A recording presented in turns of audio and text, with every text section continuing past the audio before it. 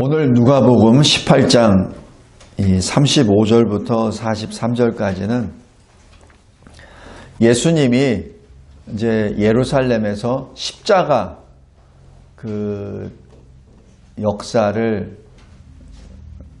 이제 행하시기 위하여 예루살렘으로 가는 길에 여리고성에 가까이 왔을 때 일어났던 일입니다. 이 말씀은 왜 중요하냐면 예수님이 십자가에 못 박히시기 전에 많은 역사가 있었지만은 그 직전에 한 맹인의 구원의 문제를 여기서 선언하셨기 때문에 굉장히 중요합니다. 한 맹인의 눈을 열어주셨다는 그 자체도 놀라운 일이지만 그의 영혼 구원에 대하여 말씀하신 것이 여기서는 실은 키포인트입니다. 우리가 보통 보면은 그냥 몸이 어떻게 됐대, 맹인이 눈을 떴대 하는 데 초점이 두는데 지금 예수님의 초점은 그것보다도 그의 영혼 구원에 초점이 들어가 있습니다. 왜냐하면 이 인생은 길어야 7, 80. 그러나 우리가 죽은 다음의 인생은 영원한 인생이기 때문에 지금 주님은 그 영원한 인생을 위하여 오신 분입니다. 여기에 잠깐 지나가는 이 지구상에 존재하는 없는 인생에 대해서 초점을 두신 것이 아니에요. 영생에 초점을 두신 겁니다. 이 광야의 인생은 영생을 위한 하나의 관문이죠. 이 땅에서 어떻게 살았느냐에 의해서 영생을 얻느냐, 영벌로 떨어지느냐 두 군데로 나눠지죠. 얼마나 안타까우시면 하나님이 직접 오셨겠습니까? 얼마나 우리가 그 길을 찾지 못하고 헤매고 있으면 주님이 직접 오셨겠습니까? 지금 그 현장에 우리가 와 있습니다. 여리고에 가까이 가셨습니다. 왜 이렇게 이런 말까지 기록하죠? 왜냐하면 이것은 뭐뭐 하더라라는 소문이 아니라 설화가 아니라 이것은 사실 역사적인 사건입니다. 라는 것을 증명하기 위해서 의사, 과학자 누가가 이 육하 원칙에 의해서 기록한 내용입니다. 왜? 믿으라고. 35절 보십시오. 한 맹인이 길가에 앉아 구걸하였다라고 기록합니다. 무리가 지나감을 듣고 이 무슨 일이냐라고 질문합니다. 이때 나사렛 예수께서 지나가신다라고 전합니다. 여기서 맹인이 크게 부르짖습니다. 나 다윗의 자손 예수여 나를 불쌍히 여기소서. 이게 뭐죠? 이게 신앙 고백입니다. 다윗의 자손이란 그 뜻은 바로 다윗의 아들이란 뜻이요. 메시아 그리스도를 의미합니다. 그래서 이 맹인은 예수가 그리스도임을 믿은 사람이에요. 그래서 부르짖습니다. 예수 그리스도시여 라고 고백하는 거죠. 이게 신앙 고백입니다. 우리 마태복음 16장에서도 나오잖아요. 베드로가 고백하잖아요. 주는 살아계신 하나님의 아들 그리스도이십니다 라고 고백하는 것. 지금 베드로가 3년 계속 공생애를 동행해서 드디어 얻은 그 신앙 고백이 바로 그 고백입니다. 그러나 맹인은 그 자리에서 선포합니다. 이것이 믿음이에요. 이 맹인은 예수님과 함께 동행한 적도 없었습니다. 그러나 예수님이 하신 일들을 들었습니다. 왜냐하면 맹인이니까 갈 수도 없어요. 그냥 소문으로 들었죠. 그런데 믿음이 생긴 겁니다. 그래서 하나님의 은혜의 선물이라는 거예요. 어떤 사람들은 3년 내내 보고 듣고 먹고 자고 했는데 겨우 생겼는가 반면에 그럼에도 불구하고 예수를 부인했잖아요. 근데 이 맹인은 한 번도 예수와 동행한 적도 없고 한 번도 예수님이 설교하신 걸 제대로 들어본 적도 없고 한 번도 예수님이 물 위에서 걸어가는 것 보지도 못했어요. 그런데도 예수를 그리스도라고 고백합니다. 이것이 믿음입니다. 요한복음 6장 44절에 말씀하시잖아요. 아버지께서 나에게 이끌지 아니하시면 어느 누구도 나에게 올 수 없다. 바로 나에게 오는 자, 나를 믿는 자는 하나님 아버지께서 역사하신 것이다라는 얘기죠. 그래서 이끌다라는 헬라어 엘코우라는 얘기는 범인을 잡아서 끌어온다는 얘기입니다. 오기 싫어하는 사람을 멱살을 잡고 강제로 끌어당기는 것이 엘코우라는 단어입니다. 바로 아버지께서 이끌어서 아예 못 움직이게 꼭 잡아서 주 예수 그리스도 앞으로 딱 세우지 아니하면 누구도 올 수 없다는 얘기입니다. 아버지의 역사란 얘기죠. 하나님의 역사란 얘기입니다.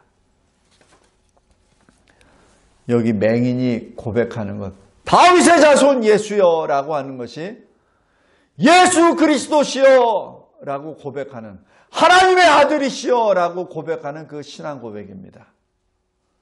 그리고 두 번째가 뭐죠? 기도입니다. 나를 불쌍히 여기소서.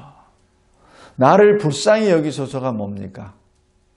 바로 이것이 긍휼, 자비로 번역되어 있는 그 표현입니다. 나를 긍휼히 여기소서. 나를 불쌍히 여기소서. 왜? 두 가지 면입니다. 하나, 내가 죄인입니다.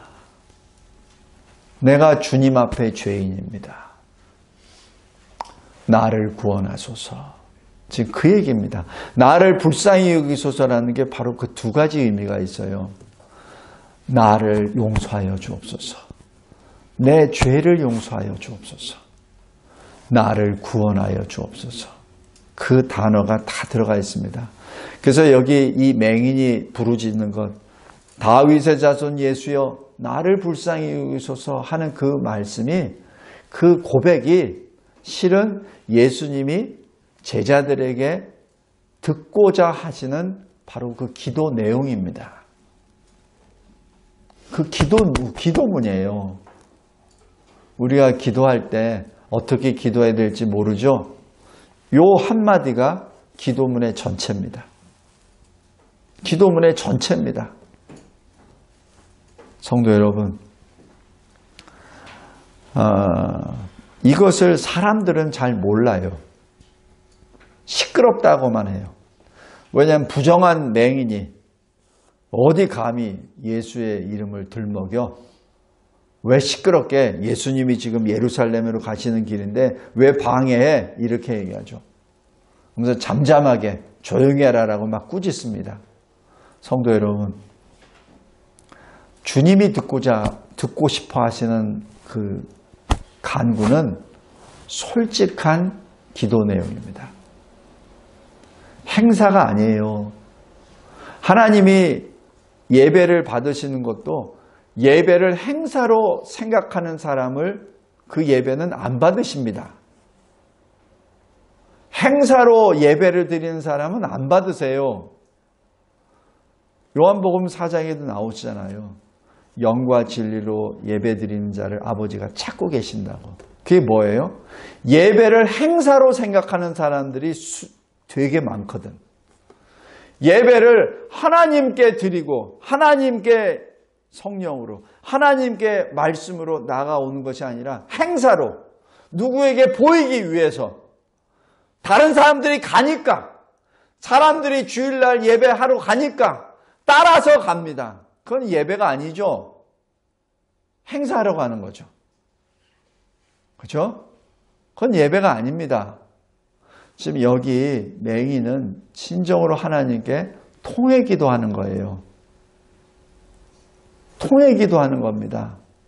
예수님이 그걸 받아주세요. 그러나 세상 사람들은 그걸 이해를 못해요. 그냥 큰 소리로 부르짖는다고만 생각합니다. 왜? 예수님이 누구신지 모르니까. 예수님을 만나지 못했으니까. 예수님과 같이 동행했는데 예수님을 못 만났어요. 예수님을 봤는데 예수님을 못 만났어요. 예수님의 말씀을 들었는데, 그 수도 없이 들었는데 예수님을 못 만난 거죠. 예수님이 그렇게 말씀하셨는데 듣지는 못한 거죠. 깨닫지를 못한 것이죠. 왜? 예수님이 구주인 것을 모르니까. 그러니까 이런 말을 하죠. 잠잠하라. 그러니까 맹인이 어떻게 하죠? 맹인은 주님을 아사요. 더 크게 말합니다. 더 크게. 다윗의 자손 예수여, 나를 불쌍히 여기소서. 주님은 그 부르짖음을 받으십니다. 주님은 그 부르짖음을 받으세요. 여기 이 맹인의 기도문이 깁니까? 표현이 굉장히 현란합니까? 유식합니까? 아니에요. 아주 간단합니다. 아주 간단합니다. 근데 예수님은 그것을 받으십니다. 우리가 기도할 때도 마찬가지예요. 하나님한테 기도할 때 이렇게 신앙 고백과 자기 죄 용서함을 간구했을 때 주님이 그것을 가장 기뻐 받아 주십니다. 그러니까 주님이 그랬잖아요. 데려오라. 그리고 예수님이 직접 물어보시죠. 여기서 40절 잘 보세요. 예수께서 머물러 서서, 그죠? 섭니다. 가시던 발걸음을 딱 중지하죠. 서서. 그리고 명령하십니다. 예수님이 보통 이 명령이라는 말을 잘 안 하세요. 근데 여기서 명령하십니다. 데려오라. 이게 뭐예요? 하나님의 명령이죠. 구원의 명령이죠. 그러자 가까이 왔을 때 명령이 아니라 물으십니다. 이거 달라요. 누구에게 명령했어요? 사람들에게. 누구에게 물으셨어요? 그 맹인에게. 그 맹인에게는 명령하지 않습니다. 맹인에게는 명령하지 않으세요. 이것이 하나님과 이 죄인과의 관계입니다. 주님과 이 맹인과의 관계예요. 주님을 모르는 사람들에게는 주님이 명령하십니다. 그러나 주님을 아는 그 맹인에게는 다정한 친구의 모습으로 물어주세요. 성도 여러분, 이러한 주님을 만나길 바랍니다. 예배를 통하여 만나고 찬양을 통하여 만나고 기도를 통하여 만나시기 바랍니다. 주님은 우리로부터 멀리 계신 분이 아니에요. 우리 안에 계시고 우리 옆에 계시고 늘 우리를 보고 계십니다. 우리에게 명령하시는 것이 아니라 우리에게 친절하게 물어보십니다. 내게 무엇을 하여 주기를 원하느냐. 이게 무슨 말이에요? 모든 것을 하실 수 있는 분이 물어보십니다. 뭐예요? 다 주시겠다는 얘기입니다. 그죠? 다 주시겠다는 의미가 여기 함의된 거예요. 그냥 너 얘기하는 거 잘 들어보고 내가 할지 안 할지 내가 한번 달아보고 얘기해 볼게. 내가 능력 있는지 한번 수세물 해볼게. 그럴 때 이런 얘기하는 거 아니에요. 그죠? 무엇을 하여 주기를 원하냐. 그것은 내가 너에게 다 주겠다는 얘기입니다. 이것이 하나님이 우리에게 주시는 응답입니다. 성도 여러분, 우리 70일 작전 기도 중에 있습니다. 이런 기도와 이런 응답을 받기를 원합니다. 기도할 때 똑같은 거라도 상관없어요. 여기 맹인도 똑같이 얘기하잖아요. 뭐 다른 거 있나요? 똑같이. 그냥 크게 부르짖기만 하잖아요. 근데 주님이 명령하시지 않으잖아요. 내가 무엇을 원하느냐. 이 맹인이 말합니다. 주여 보기를 원하나이다. 여기서 주라고 얘기하는 것이 꾸리에라고 얘기하는 것이 여호와를 의미합니다. 그래서 이 맹인은 예수를 여호와 하나님이라고 고백하는 거예요. 이 한마디가 모든 것을 다 표현합니다. 모든 것을 다. 하나님. 마치 군대 귀신 들린 자가 떠나서 예수님이 말하시잖아요. 주께서 너를 얼마나 긍휼히 여기셨고 너를 어떻게 구원하셨는지를 전하라고 했을 때 그 군대 귀신 들렸던 자가 어떻게 전하죠? 예수께서를 전합니다. 다시 얘기해서 그 쿠리어스, 그 여호와 하나님 주님이 예수라는 것을 증언한 거예요. 내가 귀신 들렸다가 나음을 받았습니다가 주어가 아니라 내가 예수를 만났습니다가 주어입니다. 그게 복음이에요. 지금 그래서 지금 이 맹인은 이미 그 복을 받은 자입니다. 주여. 그 한마디로 모든 것이 다 이루어진 겁니다. 보기를 원하나이다. 그러자 예수께서 말씀하시죠. 예수께서 손을 대고 안수하고 뭘 어떻게 진을게서 어떻게 하고 그거 다 없어요. 아무것도 없습니다. 아무것도 없어요. 뭘 하나님 아버지 기도하고 이런 것도 없어요. 아무것도 없어요. 아무것도 없습니다. 내 믿음이 너를 구원하였느니라. 딱 이 한마디입니다. 성도 여러분, 여기 이 복음서에 나오는 많은 치유의 역사가 있어요. 치유의 역사에 여러 가지 다른데 다른 이유가 주님은 그 사람을 알아요. 상대를. 그래서 맞춤형으로 역사하십니다. 믿음이 없는 사람은 없는 가운데에서 그 길을 알려주세요. 믿음이 조금 부족한 사람은 부족한 나름대로 이렇게 들어갑니다. 그러나 이 맹인은 사실 믿음의 면에 있어서는 합격한 거예요. 손도 대시지도 아니하시고 침도 뱉지 아니하시고 다른 어떤 조치를 전혀 안 하십니다. 그냥 선포하십니다. 성도 여러분, 우리 이런 믿음 갖게 해달라고 간절히 기도합시다. 주님이 말씀하시잖아요. 보라, 너의 믿음이 너를 구원하였느니라. 이것을 세상 사람들은 이렇게만 봐요. 아, 맹인이 눈을 떴대. 이렇게만 봅니다. 그죠? 그러나 주님이 하신 말씀 잘 보세요. 너를 구원하였느니라라고 하죠. 이 소우조우라는 이 헬라어 말은 이 구원은 두 가지를 다 의미합니다. 육신의 나음도 말하지만 영혼 구원을 초점이 들어갑니다. 지금 예수님은 영혼 구원에 대해서 초점을 두고 있어요. 우리 요한복음 잠깐 보세요. 요한복음 5장.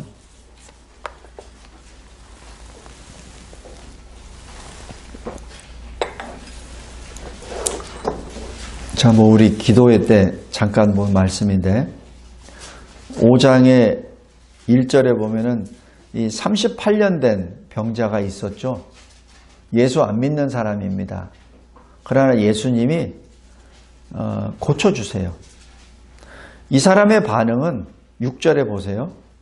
내가 낫고자 하느냐 묻습니다. 근데 병자가 뭐라고 하죠? 오늘 여기 이 맹인처럼 낫기를 원합니다라고 대답 안 해요. 세상에 있는 모든 불평, 불만을 다 토로해냅니다. 남 탓하는 거죠. 내가 지금 아직까지 고치지 못하는 것은 누가 나를 데려다 줘야지. 내가 움직이지도 못하는데. 세상에 인심이 이러고 이 모양 이 꼴이에요. 내가 이렇게 38년 된 병자 된 거는 내 세상을 잘못 태어나서 이렇습니다. 이렇게 얘기하는 거죠. 남 탓해요. 남을 판단하고 남을 평가하고 자기에 대해서는 아무런 얘기도 안 해요. 여기 맹인은 뭐라고 하죠? 나를 불쌍히 여기소서. 자기 죄를 토해내고 건져내 주세요라고 간절했는데 여기서는 뭐합니까? 주여, 물이 움직일 때 나를 못에 넣어주는 사람이 없어 내가 가는 동안에 다른 사람이 먼저 내려가나이다. 그래서 내가 38년 동안 이러고 있나이다. 라고 말합니다.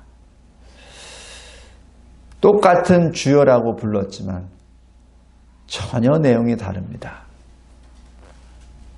여자 예수님이 뭐라고 하세요? 8절에 일어나 내 자리를 들고 걸어가라. 똑같은 역사입니다. 이때 9절에 어떻게 하죠? 그 사람이 곧 나아서 자리를 들고 걸어가니라. 이날은 안식이니라. 주님 앞에 경배도 드리지 않고 감사도 안 하고 하나님께 영광도 돌리지도 아니하고 그냥 떠나버리죠. 그래서 안식일에 그 자리를 들고 갔다는 것 때문에 이 사람은 안식일을 범한 죄가 됐고, 그래서 유대인들이 물어보니까 예수라는 것을 알지도 못하고, 그래서 자기는 무죄합니다. 왜? 예수라는 사람이 나에게 자리를 들고 가라고 해서 내가 안식일을 범한 것이지 내가 안식일을 범한 거 아니거든요 라고 또 핑계댑니다. 성도 여러분, 한 번 새는 바가지는 들에서도 새고 집에서도 셉니다. 한 번 새는 바가지는 계속 셉니다. 언제까지? 그 바가지 수선될 때까지. 그러니까 이 사람은 병을 고쳐줘도 감사가 없어요. 맨날 남 탓이야. 나중에는 예수 탓까지 해버려요. 그래서 예수를 고발합니다. 어떻게? 여기 14절 보십시오. 예수님이 직접 만나주세요. 그 후에 예수께서 성전에서 그 사람을 만나 이르시되 보라, 내가 나았으니 더 심한 것이 생기지 않게 다시는 죄를 범하지 말라. 이게 무슨 말씀이에요? 여기서 내가 나았으니라는 그 단어와 지금 여기 누가복음 18장에 있는 내 믿음 너를 구원하였느니라는 하고 전혀 다른 단어입니다. 여기서 요한복음 5장에 나와 있는 나았다라는 얘기는 육신이 건강하게 됐다는 얘기입니다. 영어 문제가 없습니다. 너 몸이 건강해졌다. 그러다 그 다음에 예수님이 뭐 하신 거예요? 더 심한 것이 생기지 않게 다시는 죄를 범하지 말라. 이게 뭐예요? 아직 구원 못 받았다는 얘기잖아요. 그죠? 아직까지도 예수 못 믿는다는 얘기잖아요. 그러니까 이 사람이 어떻게 돼요? 이 말씀을 듣고 예수라는 것을 알고 예수를 고발합니다. 여기 뭐예요? 15절 보세요. 그 사람이 유대인들에게 가서 자기를 고친 이는 예수라 하니라. 그래서 16절에 그러므로 안식일에 이러한 일을 행하신다 하여 유대인들이 예수를 박해하게 된지라. 예수를 공적으로 박해하기 시작하게 된 원인 제공을 누가 했냐고요? 이 38년 된 병자, 고침을 받은 병자가 이렇게 된 거죠. 성도 여러분, 오늘 여기 누가복음 19장에 나와 있는 맹인과 요한복음 5장에 있는 그 38년 된 병자와 큰 차이입니다. 외견상 보면 예수님이 다 고쳐주셨어요. 그냥 말씀으로 그냥 일어나라, 매트 들고 가라, 보라, 내 믿음이 너를 구원하였느니라. 딱 그 한마디로 둘 다 고침을 받았습니다. 그러나 그 나오는 반응은 전혀 다릅니다. 한 사람은 예수를 고발합니다. 예수께 감사하지도 아니하고 예수를 고발하죠. 또 한 사람은 여기 잘 보십시오. 43절. 곧 보게 되어 하나님께 영광을 돌리며 예수를 따르니. 예수의 제자가 됐다는 얘기죠. 전혀 다릅니다. 똑같은 치유를 받았습니다. 똑같은 은혜를 받았습니다. 그러나 한 사람은 예수를 죽이는 데 섰고 또 한 사람은 예수를 따라가는 제자가 되었죠. 똑같은 치유의 역사입니다. 그러나 주님은 아세요. 그래서 주님이 쓰시는 단어가 달라요. 주님이 쓰시는 단어가 달라요. 이 맹인에게는 내 믿음이 너를 구원하였느니라 라고 딱 선언하십니다. 여기서 구원하였다는 게 현재 완료를 말합니다. 구원하였다는 얘기입니다. 내가 지금 그러나 요한복음 5장에 나와 있는 그 38년 된 병자에게는 몸이 나았으니 건강하게 되었으니 더 악한 일로 인하여 더 죄를 범하지 말라. 더 이상 죄를 범하지 말라라고 말씀합니다. 말씀을 맺겠습니다. 예수를 만나는 그 자체가 복된 일입니다. 아무나 만나는 거 아닙니다. 하나님 아버지의 역사입니다. 그리고 예수를 만난 사람의 첫 마디는 신앙 고백입니다. 예수는 그리스도시오. 살아계신 하나님의 아들이시오. 그리고 기도입니다. 통회의 기도, 회개의 기도입니다. 나를 불쌍히 여기소서. 나의 죄를 용서하여 주시고 나를 구원하소서. 주님이 원하시는 기도입니다. 그랬을 때 주님이 말씀하십니다. 보라, 내 믿음이 너를 구원하였느니라. 이러한 기도가 끊임없이 우리 안에서 터져나오길 바랍니다. 그것이 데살로니가 전서 5장입니다. 그리스도 안에서 우리를 향한 하나님의 뜻이 무엇이죠? 항상 기뻐하라. 범사에 감사하라. 쉬지 말고 기도하라. 이것이 주님이 우리에게 주신 하나님의 뜻입니다. 성도 여러분, 꼭 잊지 말길 바랍니다. 하나님은 하나님의 방법으로, 하나님의 때에 우리의 기도를 응답해 주십니다. 그 맹인, 그 예수님을 만나기 전까지 평생을 맹인이었어요. 그 맹인은 하나님, 주님 앞에 섰을 때 신세 타령 안 했습니다. 내가 이러이러한 것 때문에 내가 소경이 됐습니다. 내가 이래서 얼마나 내가 서러움을 받았는지 아세요? 내가 가고 싶은데도 가지도 못했고요. 내가 먹고 싶은 것도 제대로 못 먹었고요. 내가 즐기지도 못했고요. 이런 말이 한마디도 없습니다. 신세 타령이 아니라 하나님께 회개한 기도하죠. 그리고 간구하죠. 그것을 주님이 원하시는 기도입니다.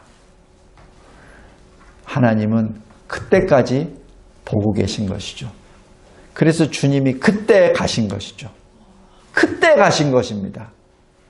십자가에 달려 죽으시기 전에 내가 이 사람, 이 맹인은 내가 눈을 뜨게 해주고 나를 보게 해주고 그리고 그가 나와 함께 동행하는 구원받은 자의 대열에 내가 직접 불러내겠다라는 주님의 역사입니다. 성도 여러분, 우리가 몇 살을 살든지 몇 년을 살든지 그것이 문제가 아니라 내가 주님을 만났다는 그 자체가 진정으로 중요한 겁니다.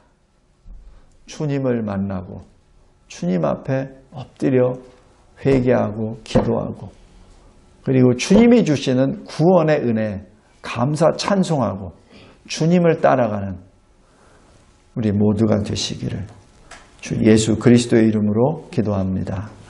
감사하고 감사합니다. 주님,